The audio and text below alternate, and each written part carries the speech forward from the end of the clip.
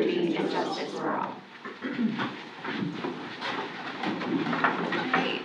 The August 25th workshop for the School Board of Clay County will come to order. Welcome everybody, thank you for being here.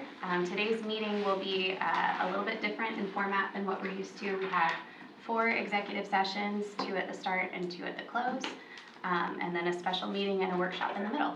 So we don't have any members from the public, but just for the announcement, we take questions at workshops but not comments from the public.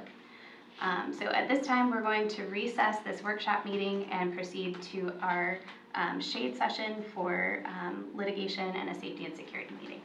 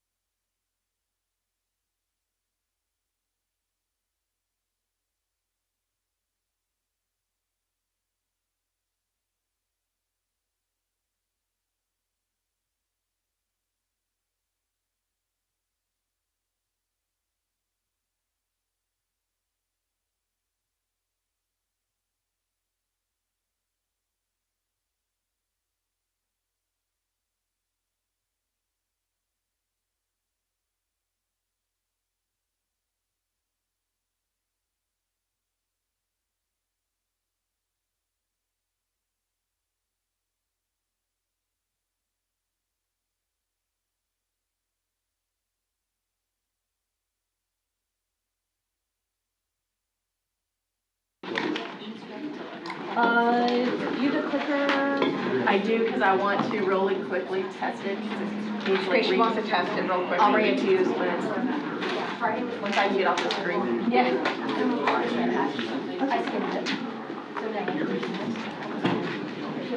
And I'm ready anyway.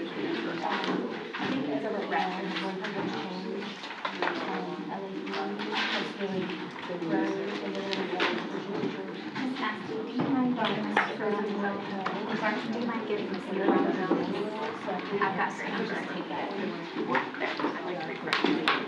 Yes.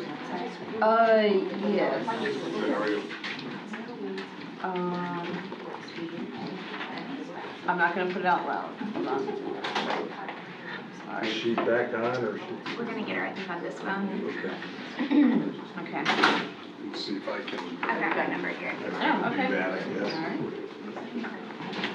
Yeah. Okay, sure. Yes. Okay.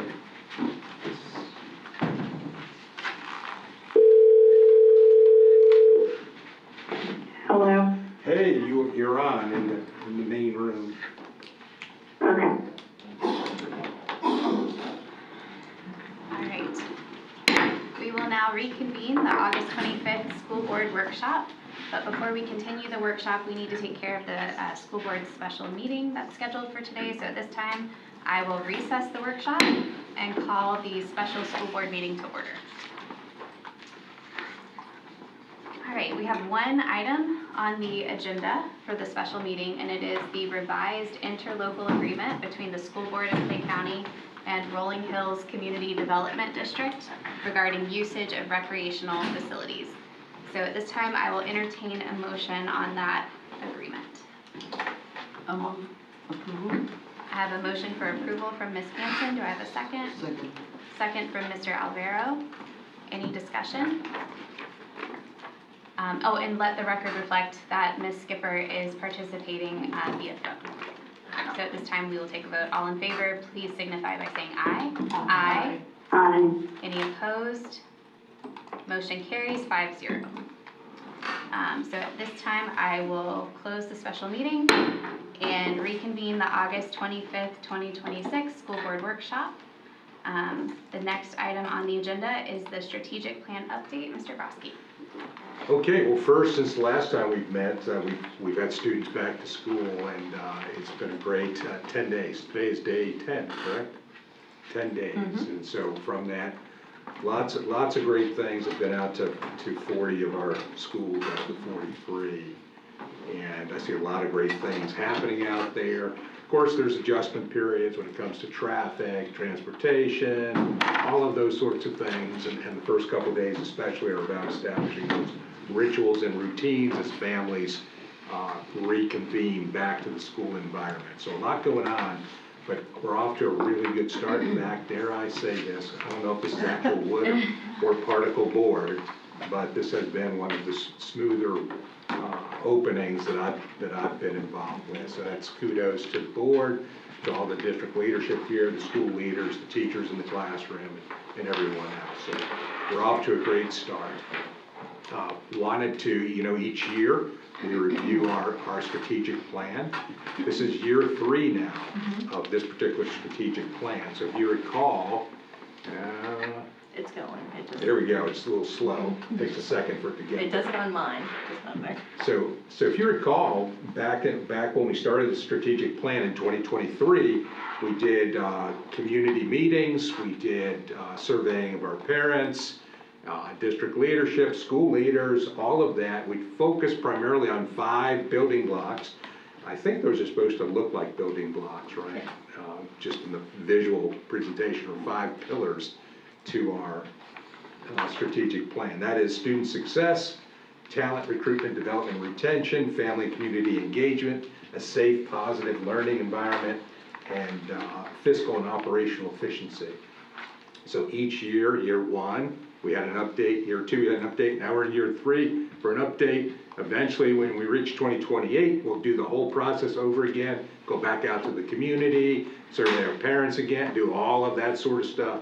but it's meant to be a living document, and so it's changed, and many new strategies have been implemented on many sections related to this, just in this year alone, right? So we want to kind of review all of that.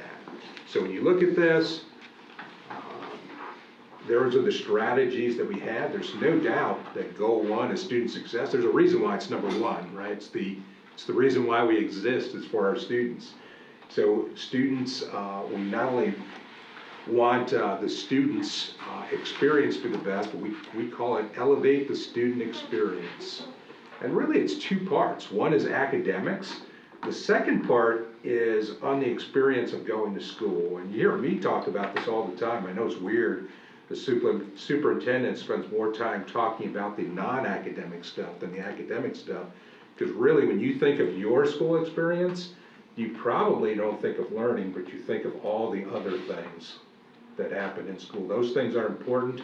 I always like to emphasize that and give it credence. Things like athletics, fine arts, co-curricular clubs like FFA, FPLA, and the like, and all of those things that make school a special place where students want to be. I think we do a great job with that. The primary job is, in fact, to provide the skills that students need in order to be successful in life. And I love the graphic, Kelly. That's Kelly. I'm not technology enough. There's good news. We've had great success. You know, how about this? We had the highest academic performance in the history of Clay County schools. Right? I'm going to take a little victory lap, take a little second pause, and let that soak in for a second. Right, board, you should be extremely proud. And once again, the highest academic performance in the history of Clay County schools was last year, right? So when you look at it, 97% graduation rate for our 7 high schools, that's the highest ever. 98% of our schools are A or B rated. We opened up new programs, whether it's advanced manufacturing at Oak Leaf and Orange Park High. 2,800 roughly industry certifications, that's a record also. First in the state in 7th grade civics, 5th in US history, 3 schools in the top 100. You can see all the graphs. A lot of great things occurred academically here. Good news, bad news is no matter how good you are, there's still room for improvement, right? That's kind of the thing. That's what we do. And I'm going to explain that process in a second. But I also wanted to kind of share something with the board, maybe the board hadn't taken full breath of. Occasionally, when you play the game, people change the rules of the game. So there's big change that's happened this year by the state. The state has instituted what's called a school grade escalator. So what does that mean? You can kind of see, let's just go across the top line. To be an A school at the elementary level, it went from, in 25-26, from 62 to 65 points. In junior high, it went from 64 to 65, so a small change, because the way the law is written, it's a 5-point jump. Like why they pick 5, don't ask me, ask them. But 5 is the number. So once it's met, you have to go up to the next 5. So you can see it in the senior high. It goes from 65 to 70. The school district grade is based on the same model as the senior in combo. So the district grade has gone from a 65 to a 70 in order to achieve an A this year. So let's kind of recap, because I did 2 things to you. I told you had the highest academic performance ever in the history of Clay County schools, proven fact, statistically. But now they've raised the bar on that. So when you look at it, of course, data nerds like me, we look at it and we say, what if? Then what do you do? What happens? So we would have 13 schools that would lower their grade based on the new calculation, including the district grade. All 4 charter schools would be reduced by a grade under the new system. So when you look at it, you say, oh my, it's like, it's kind of like, what's the Charlie Brown commercial where Charlie Brown is holding the, going to kick, and Lucy's holding the ball, is that right, Lucy, I get it right? And then they pull the ball out, right, so all of a sudden you're saying, hey, you got the highest academic performance ever in the history, but that ain't good enough. So I was liking it to, because these points don't make sense to the public, it's like starting the school year where you say a 90 is an A, and then the teacher says, you know, 90 is not really an A, 95 is an A. In our scenario, we're averaging a 93. So now it becomes, well, how do you move from where you are to now the new level of expectations? And I'll just say this, I'm 100% confident that we can do that. I'd be naive if I didn't say, will it be challenging? Of course it's gonna be challenging, but you know, most things that are worth it in life are challenging, is what I've always believed in. So I feel like even though it's uncharted waters, so to speak, I feel like we've done some things to set us up in order to have success. But I also feel obligated to tell the board, the public, and everyone, like, hey, new set of rules out there related to it. And so we'll have to up our game related to academics, and you guys get that. So how do you do that? Well, one of the things that we focus on is the who, the what, and the how. You know, what students that we're talking about in the improvement of academics, what are the strategies that we would use, and then how do we know that the strategies are effective? Now, this particular model I know is effective because if you recall 3 or 4 years ago, when we started off, the federal government looks at each subgroup within schools, right? It takes 7 subgroups within schools, whether it's our African American students, our ELL students, our low socioeconomic students, and they put ratings on that. And so we started off years ago with 26 schools that are what's called ATSI schools. And currently, we have 5, you can have a lower number in any one of those, and you kind of make the list. We're down to 5 schools. So we know that focusing on segments of our population of students, providing intensive strategies with those students, and then monitoring the progress of that, we know that works. We have proof that that works, right? And so that's based off of the cycle that you see on that little graphic up there. One is, what do we do with our school-based leadership team? One of the things that we focused on heavily is the idea that you can't go it alone. If you're the principal, AP, or whatnot, you're only one person. You got to rely on the work of others. So you need to include them in the work, right? And make them valued partners where they feel empowered to do the work. You do that through your school-based leadership teams, through school-based professional development, through your weekly admin meetings. The use of PLCs should be targeted based on student data and what students should in fact need to learn. And then how do we know that that's occurred? Well, through daily classroom walkthroughs. So you can kind of see that cycle is very simplistic, but there has to be coherence, in other words, an alignment. They have to be matched. All of those things have to be going in the same direction and the same focus to make that happen. So I feel really good about the process that's in place this year, because let's face it, if you're really, really, really good and you're here, then it becomes, what does it take to move to select what? You have to still keep up all the great things you're doing. Then you have to add something to it in order to move you into the new direction. So I'm excited. I know that I've certainly put appropriate pressure on the individuals involved in the organization related to it. Everyone knows that. And at the same time, we want students to perform, but we also want the school experience to be one that they like and they value too, right? So therein lies the trick. Maybe. Okay, so that was the student experience. Second is the recruitment of individuals. There's no doubt that what makes Clay County great is the people that work within Clay County. Anybody that moves in as a new person to Clay County, I think even I'm going to use Dr. George for an example, been here month or two, and, I say, hey, what's the difference? What do you notice? He says, you guys got great people. And I hear that routinely from people, Ms. Posey, right, the newer people that I look down, I go, everybody says that same thing. It's the people that work within Clay County. We do have a 91% retention rate of our employees. You can always improve that. But we try to make it the place where people want to work. If I could pay people all kinds of money, I would. I feel like the board would do that too.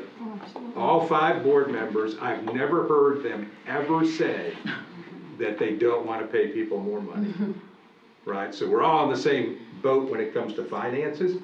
I would make the argument that we have done really well statistically, other than last year, which, kind of broke my heart in the process, and the board has done a great job this year settling both contracts with our union prior to September is, kudos to everybody involved, Ms. Troutman and her team and the board and everybody, because that is a major accomplishment in today's world, especially with our budgetary constraints and the budgetary environment that we're faced in. So that's goal 2. You can see all the professional development that we did, which is a big part of that, both through our One Clay Leadership Academy, our hiring fairs, all of the events that are there to improve the capacity of our employees. Family and community engagement, I think the board has done a lot of things related to family and community engagement. One of the things that we've heard from the board members was just simply, hey, we want families to be more involved. And you know what? I always point out the 8614. Maybe I'll have this like plaque somewhere after I'm gone, because you guys have heard this speech. Parents have students 86% of the hours in a year, schools have them 14%, that's the math, right? So we need to, one, make sure we maximize what we do in our 14%, but we also gotta reach out to parents, and their 86% becomes important in how they engage with the school system. If you look at the math, you'd be saying, well, if we only have students 14% of the hours in a year, and parents have them 86%, that's an untapped resource to help us in the process. And so we appreciate all that's been done in the area of family and community engagement. And we cited a couple of examples here. One, you can see Apogee, 6,230 rooms, and the launching of that as a communication tool, trying to simplify things. I've always said, at the beginning of every year, I always ask administrators, how many people expected this year to be less complex? And everybody just laughs. Because we all know that each year, it becomes more complex. Well, one of the things that we tried to do, and through the board's leadership, was to kind of streamline communication. Instead of having 27 apps, we kind of narrowed it down, narrowed the focus, so that we can increase engagement in that. So lots of great, the second little star there, engaged over 3,200 external interactions. You probably don't realize this, but we actually keep track of every time we talk to somebody at one of the pop-up tents. Like if you go to the fair and you see the Clay County tent, and somebody comes up to talk to us and engage with us, we actually keep track of that interaction, right? It's not like, hey, how you doing? How was the snow cone? No, when we engage you, we want to keep track of the data to see how many times we've interacted with the public through various events. And safety and security, the communication there is so vital, because now so many things happen in the world around us, whether it's a school that needs to be put on a secure or a hold, or God forbid there's a lockdown or one of those types of things. The expectation of communication is sky high in today's world, and almost like instantaneous. And so I'll remind people that before I could send a message out on an event, we would have to know a little bit of information before we send it out. So your child could send you a text message faster than we can gather the information to give you a coherent view of what's actually happening at the school with actual factual details. So, you know, I would highlight goal 3 and what you guys have done related to family and community engagement as being stellar. Mr. Borowski, can I ask you a question? Sure. So if you go to strategies, number 2, collaborate community partners, increase stakeholder community information quickly, clearly, accurately. I mean, having Apogee in itself, like I feel like those 2 strategies have skyrocketed. Like we've done absolutely amazing things with strategy 2 and 3. What I would like to do at some point at a workshop, if you could expand or expound on the expand community partnerships to increase student learning. I can tell you, I think that is an area that we could really do much better at. I don't know if we could learn about what it is you're currently doing, what you're thinking, to bring that one to the same light we have number 2 and 3. I think that's a great, idea, and certainly starting off with the community partnerships we have, Yeah. and explaining where we currently are, and then refining from there. Because I think in a world where there's so much information, right, there's just so many things going on, I think you'd be surprised at the number of community partnerships and where they are. You would see that and you would go, okay, I didn't know that we had a partnership with this group and that group, et cetera. And then we can work on different strategies to bring that up to a higher level. So I do think that's important in a world where people's perceptions become even more important. I think it's important to have all of those partnerships in line and be known. So it's a great idea. So then number 4 is safe and positive environment. I think this is an area that we're stellar. There's no doubt that Mr. Boyack and his crew do a great job. We role play. One of the things you would find interesting is the role play and situations that we do at principal meetings. I mean, I hate to even throw this out there, but we actually, you know, have principals in the room and we say, okay, this happens, and we give a real life scenario.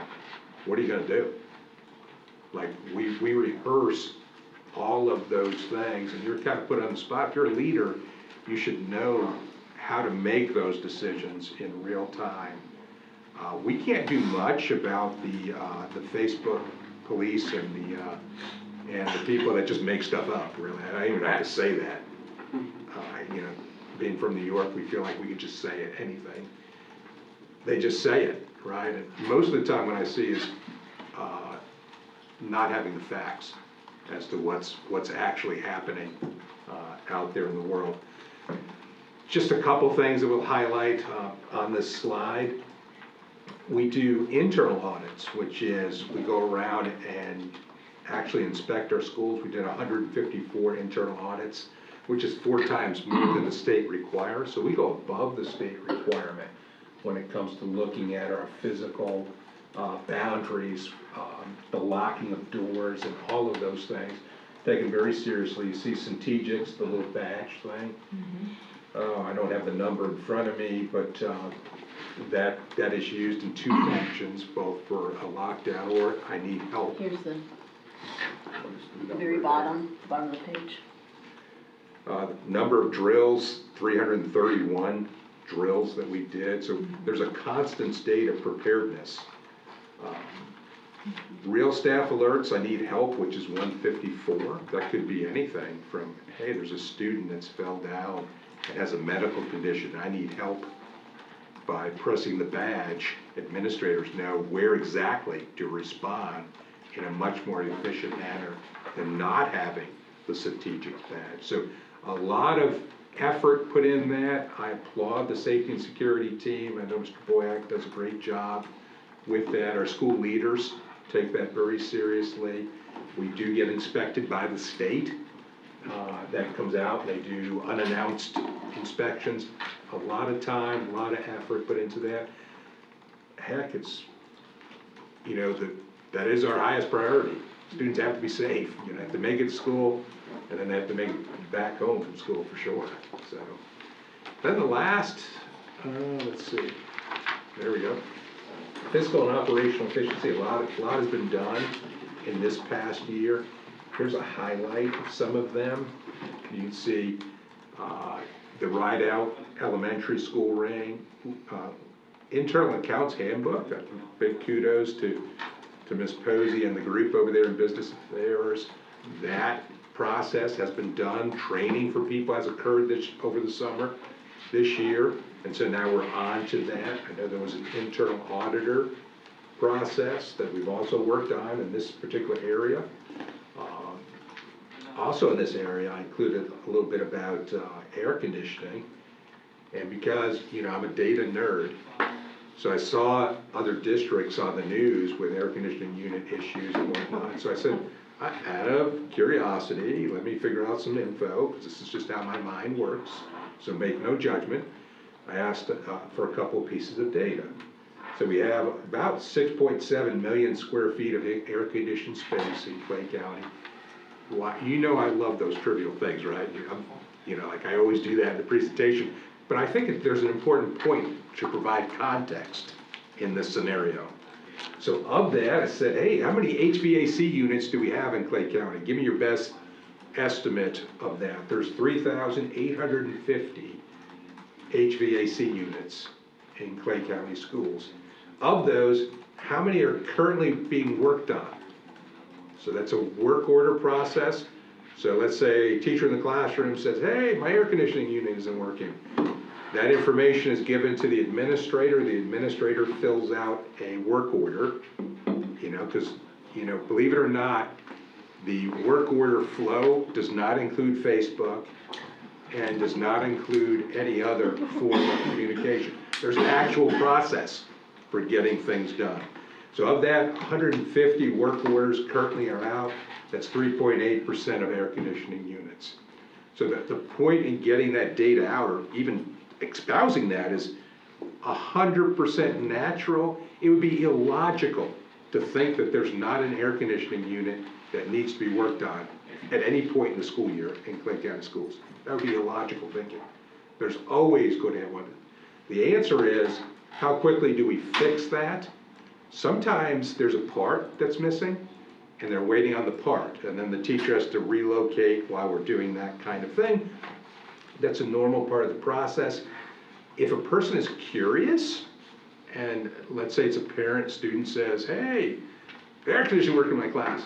Best process to get the answer would be to contact the school. Because the school can look up the work order, can tell you exactly, hey, we're expecting it to be done by this day, that kind of thing. So just want to kind of bring that to light with a little data nerd type of environment where you kind of get, oh, okay, that's normal process. Like, and they do a really good job. We have contracts with Train, WW Gay, as well as our own employees that do the work, and I'd like to think we're second to none when it comes to our ability to deal with that. But the idea that it wouldn't happen in Florida is probably not logical. Okay. And let's see, you can see, just kind of recap, those are our 5 things. We've done so many more things. The idea was just to give you a 15-minute overview of what's happening with our strategic plan. You probably noticed this, that each one of our board agenda items references the strategic plan. You gotta have a plan for the items that you do, and they all fit within those 5 buckets. So that's it for that one. Can we just roll into the... Go right ahead into our... Okay, I'm gonna go quickly through this. Most of the items that are in the agenda are very mundane, routine items. I will remind you that the public hearing on the board policies that you guys had advertised would occur at this meeting under the discussion agenda. In addition, there's the purchase of the land by transportation yard around the corner here. And you had approved that on the June 4th meeting. And so this would be the finalization of that, which is 0.91 acres. I believe it would expand the bus transportation as we prepare for the idea that we'll have more growth in our district south of 16 as you head towards Governor's Park and all of that once the completion of the expressway occurs and the bridge goes across, you can expect development to take off south of 16 down in that area. So that's on the agenda too. Most of the other things are kind of routine things that are there every month. I would call to your attention the fact that we also have our school improvement plans on here. I think there's like 1,000. I used to bring both books printed out for a dramatic effect. Trust me, there's well over 1,200 pages of stuff related to that. We've gone all in on the school improvement process because the school improvement process makes sense. Within each school improvement plan, you'd see early warning signs systems and what they've done. You'd also see how they deal with each subgroup, as well as strategic goals that they put in place and areas of focus for every school. So trying to paint the picture of each school is slightly different. Each school has an individualized plan. That individualized plan is prioritized at the district level as well as at the school level as a living document. So if you're asking, like, how do we improve? I think one of my greatest frustration is there's a lot of stuff that happens in order to make success happen. It just doesn't happen naturally. There's a lot of mechanisms in place. I'd like to think that the school improvement plan process is one of those mechanisms that make our academic success possible. So each one is different. So I really can't say anything else except for generalities about school improvement plans and the process related to it. It's a primary focus. Then you have our normal affiliation agreements with Southeastern University. There's an MOU with UNF, Georgia Southern, allocation changes. You can see there's not a lot of allocation changes there. We're at the 10-day count. Today is day 10. So when we look at that, we're about, I would classify it as about even in enrollment. So there's two things that I would bring to the board's attention. One would be from an enrollment standard. I think yeoman's work has been done in calling people and kind of making sure that everybody who's at school, they should be at school, and that process continues. Enrollment and FTE are two different things. Mm-hmm. So enrollment's the physical body that shows up to the school. FTE determines the funding for that individual. So here's some little factoids, again, on a little data pursuit. So a high school student that's in regular ed in high school gets paid, I'm gonna say 0.96, I think. So they're not even paid as a whole student, right? So then a student that might be in a low level of exceptional student education is 113, a 113, which changes the funding. So what's the concept I'm trying to get across is the amount of money that the district receives to educate a child is totally dependent on the child and the program that the child's in. So when you see enrollment, I get excited but not excited, because I think if you have even enrollment, that's good, because if you read the news in the state of Florida, you're seeing districts with declining enrollment. So yay us, we still attract people to come to Clay County Schools, and it's the largest purveyor and the highest quality purveyor, I would say, as superintendent of educational services is Clay County District Schools. The other part of that is, well, the funding of that is really the money that you generate in order to have budgets and do the things that you have to do.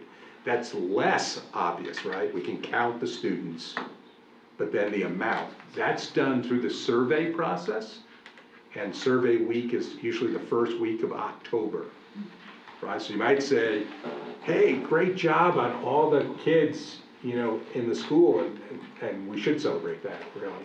But then the amount of funding is different than the number of students. Did that make sense? Like, it's a thing. So I get excited with enrollment and FTE, But the FTE portion of that is really how the bills are paid, so, for what that's worth. So you can see no changes to allocations yet, but that process is right in place now after the 10-day count. If there's areas in which some schools are over, some schools are under, right, then you have to make minor adjustments to it. But luckily, you didn't have any major shift or change that needs to be done. So there would be small changes happening. Mr. Rossi, to Yes, back up just a little bit, I had some constituents reach out a few weeks ago with concerns about access to after-school programming, specifically the Boys and Girls Club in our Green Cove area schools. Yes. And I see there's been some movement on that in this agenda. Can we address that for those? So we have to have a contract with them, so the contract is in there, but there's been no movement as to, I think it was 3 schools that were reduced in their funding, 5 total. 3 that were no longer doing this, and then 2 that were supposed to start, but now they are not 2 starting, so now we're down 2 to delayed, 3 being taken 5, so I away. think the contract's in revision, it should say 5, we're in the process of revising it. Yeah, so there's been no change from the bad news that we received earlier Right. related to that. And just for clarity, that is not a school district decision. Definitely is not. The funding comes to the federal government, it's given to the state, then the state decides that. So there's allegedly a competitive process and scoring system that determines that, because I asked the question myself, because I was advocating for certain schools that were Right. left off the list, that logically seemed to me like ones that should have been on the list if I was in charge of this enterprise. Right. So I questioned that and was explained the process by which that was decided. So yeah, that's, It looked in our agenda item that it was up to the Boys and Girls Club to pursue an additional grant to be able to fund those schools. they're in the process of doing that. In fact, the local leader of that is a student that graduated from Middleburg High School and has connections, I have no doubt, in their wanting and desire to Right. doing a great job for us. Yeah. And then it just becomes a matter of whether they can pull that off, for our families. Yeah. Thank you. I just wanted to bring some clarity. There was concern over that.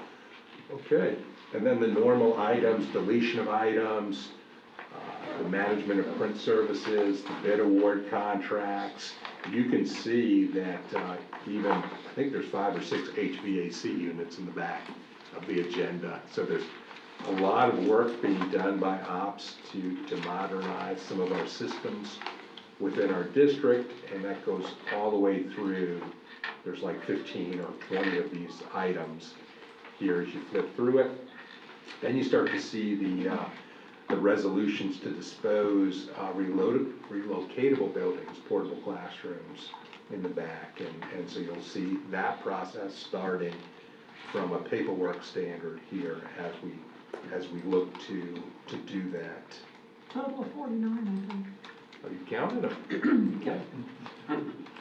49, okay. That's nice. I did not count them, but yes. Going down to number 1. And then there's the interlocal agreement. Many of you realize that there is an interlocal agreement with the Board of County Commissioners to use our gas pumps in the Keystone area. That has been a long-standing tradition in our cooperation with the Board of County Commissioners and then pre-qualification contractors. So pretty routine stuff as we get the school year started and get the year going. Lot to celebrate. I encourage our leaders to celebrate with their faculties and students and create that environment. But also a lot of work to do in the process to be successful this year. So thank you so much. Any questions, comments from the board before we proceed to the next portion of our day? It's a lot of adjourning and reconvening today, so just want to give the opportunity before we close out the public portion of our meeting for the day. All right, seeing no comment, we will now conclude the workshop portion of today's meeting, recessing this workshop to reconvene our shade meeting next door.